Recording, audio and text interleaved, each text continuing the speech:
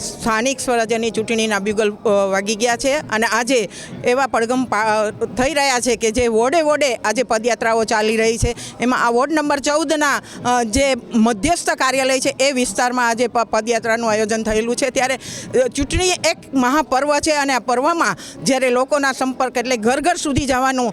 જે નેમ છે કે દરેક વ્યક્તિને મળીને પોતાના કાર્યો પોતાની ઈચ્છાઓ પૂરી કરવા માટે થઈને પદયાત્રા કરવામાં આવે છે। અને જ્યારે સ્થાનિક સ્વરાજ્યની ચૂંટણી એક એવી છે કે જેમાં સ્થાનિકોના જે પ્રશ્નો હોય છે એટલે કે રોડ રસ્તા લાઇટ ગટર એનું નિવારણ માટેનું હોય છે। ત્યારે ઘર ઘર સુધી જઈને એમના પ્રશ્નો સાંભળવાને સાથે સાથે પદયાત્રા દ્વારા એમનું માન સન્માન જળવાઈ રહે એ સાથે અમે આ આયોજનમાં ખૂબ આગળ રહીએ છીએ। અને ભારતીય જનતા પાર્ટી એટલે કે કમળનું સ્થાન એવું છે કે જે મા લક્ષ્મીના હાથમાં એ પ્રતીક છે અને એ પ્રતીકના ભાગરૂપે આજે સર્વ સાથે એ પ્રતીક લઈને અમે ઘરે ઘરે જઈ રહ્યા છીએ। અને જે આજના આદરણીય વડાપ્રધાન છે એમના હાથ મજબૂત કરવા માટે એમને એક કમળની પાંખડી એમના હાથમાં દેવા માટે થઈને આ આયોજન પદયાત્રા કરવામાં આવે છે। અને જેમાં બહોળી સંખ્યામાં આજે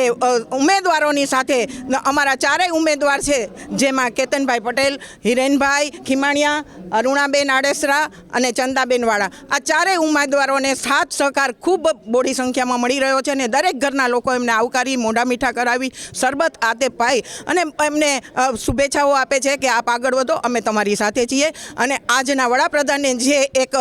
દેશને સુરક્ષિત રાખ્યો છે એ રીતથી જોઈએ કે છેવાડાના માનવી સુધીના પ્રશ્નો હલ કર્યા છે, યોજનાઓ આપી છે, અનેકવિધ લોકોના સુખાકારી માટેના જે યોજનાઓના લાભ આપ્યા છે એ માટે આજે વડાપ્રધાનના હાથ મજબૂત કરવા માટે સર્વ કાર્યકર્તાઓ અને સાથે રાજકોટ શહેરીજનો ખૂબ એમની સાથે છે। ચૂંટણીનું જ્યારે બ્યુગલ ફૂંકી રહ્યું છે ત્યારે વોર્ડ નંબર 14માં જે રીતે લોકોનું જન સમર્થન અમને મળી રહ્યું છે, શેરીએ શેરીએ જતા ફૂલહાર મોઢા મીઠા કરાવવા ઢોલ નગારા સાથે જે રીતે અમારું સ્વાગત થઈ રહ્યું છે તેમજ અમારા ધારાસભ્યશ્રી દ્વારા થતી સેવાકીય પ્રવૃત્તિઓ અને અમારા પૂર્વ કોર્પોરેટરો દ્વારા કરેલા કામો કે જેનો લાભ અમને મળી રહ્યો છે અને જે રીતે લોકોનો પ્રતિસાદ મળી રહ્યો છે તે જોતા લાગે છે કે વોર્ડ નંબર 14માં ભારતીય જનતા પાર્ટીની 4 ઉમેદવારો જંગી બહુમતીથી જીતશે।